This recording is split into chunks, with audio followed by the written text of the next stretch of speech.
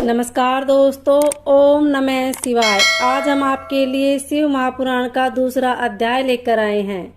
अध्याय सुनने के बाद आप हमारे चैनल को सब्सक्राइब करें, बेल आइकन को प्रेस करें ताकि हमारी वीडियो की नोटिफिकेशन सबसे पहले आप तक पहुंचे। वीडियो को लाइक और शेयर जरूर करें। शिव महापुराण के सुनने मात्र से देवराज को शिवलोक की प्राप्ति। सैनक जी ने कहा, हे सूत जी, आपको परमार्थ तत्व का संपूर्ण ज्ञान है।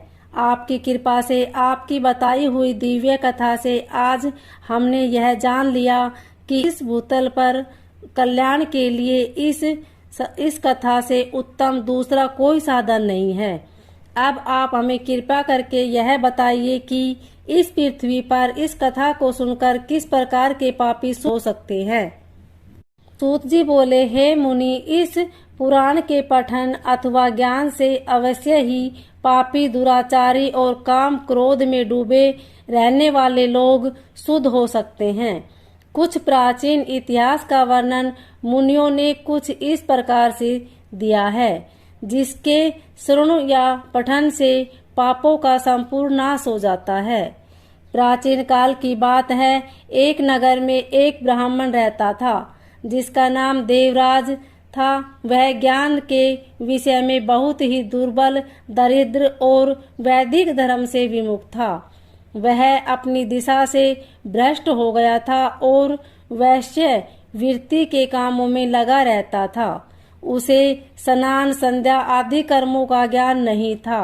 वो हमेशा उस पे भरोसा करने वाले लोगों को ठगता था। उसने सभी लोगों के धन को हड़प और वह एक भी धन धर्म के काम में नहीं लगाया था।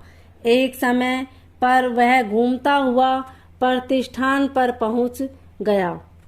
वहां बहुत सारे साधु महात्मा इकट्ठे हुए थे।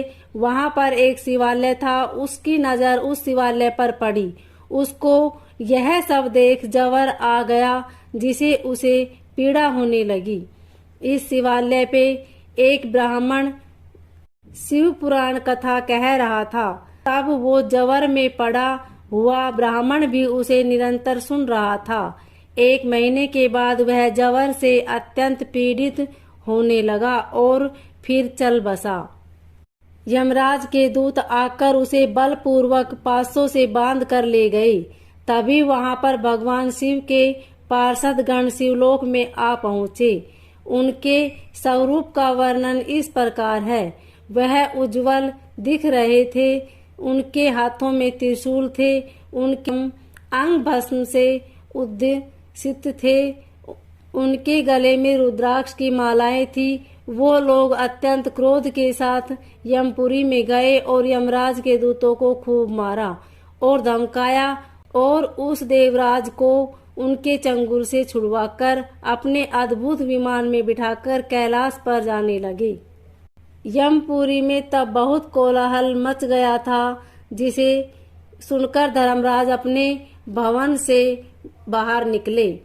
तब भगवान शिव के उन दूत को देखकर धर्मराज ने अपने ज्ञान दृष्टि से सब कुछ जान लिया और उनकी पूजा की।